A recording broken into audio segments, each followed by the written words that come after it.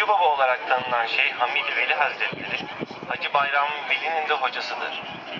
Bursa'da kaldığı dönemde fırında somun pişirip halka ücretsiz dağıttığı için Somuncu Baba olarak anılmaktadır. Malatya Darende'ye sonradan yerleşmiştir.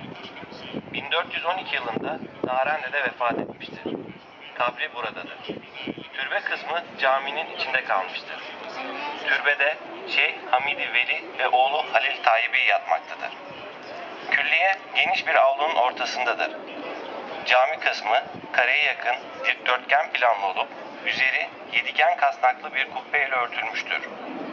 Cami içindeki türbenin hemen arkasında bulunan kayadan çıkan menba suyu aynı kaya oyularak kanalla kapı girişinin sağındaki doğal şadırvana aktarılmıştır ve abdest almak için kullanılmaktadır. Cami 1990-2000 yılları arasında Es-Seyyid Osman Hulusi Efendi Vakfı tarafından aslına uygun bir şekilde restore edilmiştir. Torma Çayı'nın hemen yanında bulunan camiye sonradan ek binalar da ilave edilmiştir. Bu binalar da aslına uygun bir tarzda inşa edilmiştir. Aynı alanda tanıtım merkezi, müze ve kütüphane bulunmaktadır. Son dönemlerde bölge doğal güzellikleri ve külliyesi ile yoğun ilgi görmektedir.